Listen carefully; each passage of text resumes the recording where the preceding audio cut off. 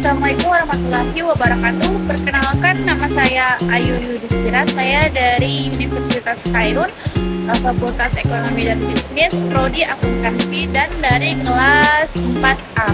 Saya di sini ingin memberikan komentar tentang jurnal yang saya ambil dari Google Scholar.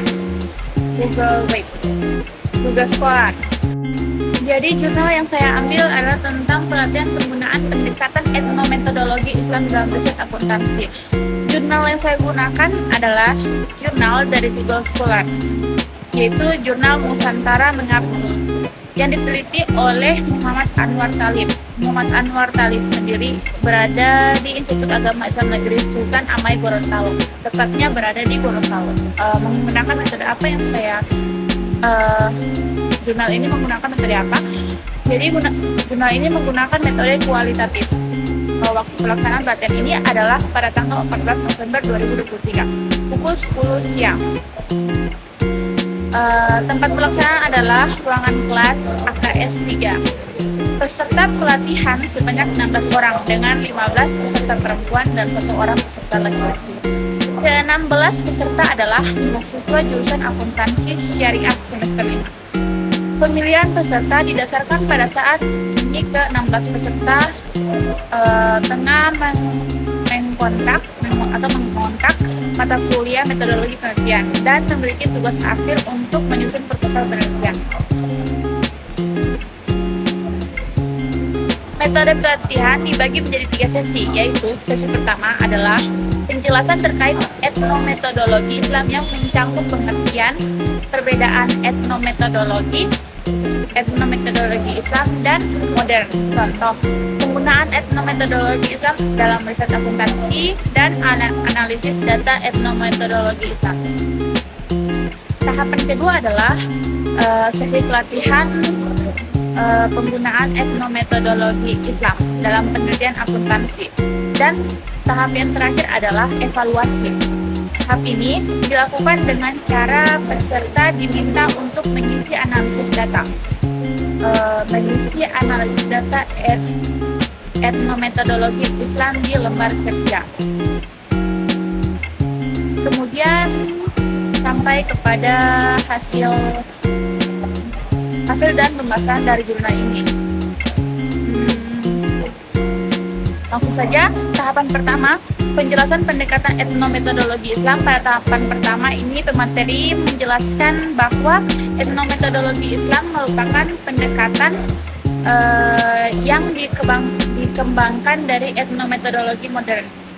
Etnometodologi Islam merupakan studi yang bertujuan untuk mempelajari cara hidup anggota kelompok, di mana diyakini bahwa cara hidup tersebut dapat diciptakan oleh sesama anggota kelompok atas izin dari Sang Pencipta. Ya, seperti itu. Kemudian pemateri melanjutkan penjelasan terkait pendekatan etnometodologi Islam, khususnya hal yang membedakan etnometodologi modern dan etnometodologi Islam. Perbedaan mendasar antara etnometodologi modern dan etnometodologi Islam adalah terdapat pada asumsi filosofinya berupa ontologi, epistemologi, metodologi, dan tujuan penelitian. Dari sudut pandang ontologi, etnometodologi modern menganggap bahwa realitas merupakan sebuah prestasi dari kegiatan bersama manusia dalam kehidupan sehari-hari. Sedangkan dari sudut pandang etnometodologi Islam mengakui realitas adalah hasil ciptaan dari Tuhan. Selanjutnya kita berbicara dari sudut pandang pencarian ilmu pengetahuan atau epistemologi.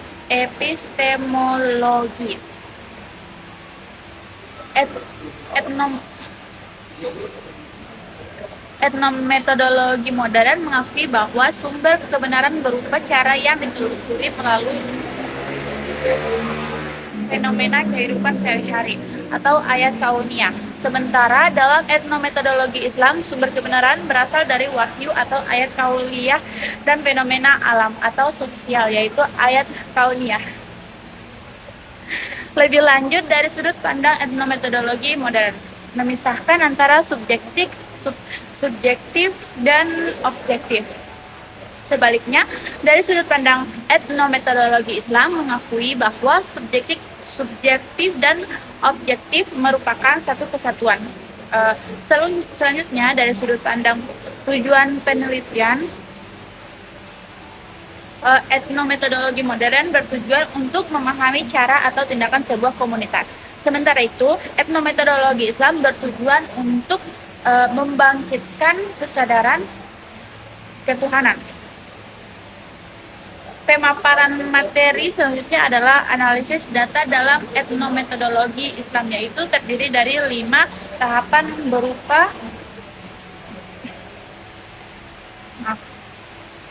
berupa analisis amal, ilmu, iman, informasi wahyu, dan ihsan.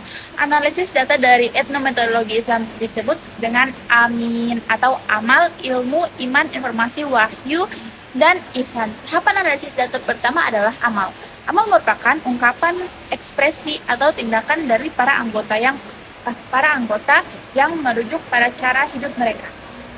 Tahapan analisis data kedua adalah ilmu.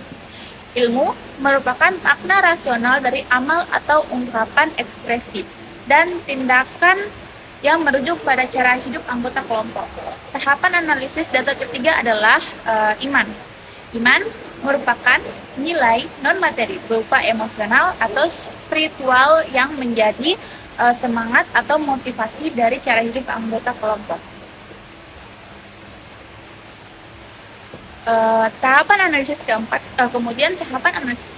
adalah informasi wahyu. Analisis ini berfungsi untuk merelasikan nilai-nilai dari cara hidup anggota kelompok dengan nilai yang terdapat di dalam syariat agama Islam, yaitu Al-Quran atau hadis. Tahapan kelima adalah ihsan. Analisis tersebut berfungsi untuk menyatukan keempat temuan sebelumnya sehingga dapat diperoleh makna yang utuh terkait cara hidup anggota kelompok. Setelah memaparkan materi terkait tahapan analisis data dalam etnometodologi Islam, pemateri lebih lanjut memberikan beberapa contoh penelitian sebelumnya yang menggunakan pendekatan etnometodologi Islam.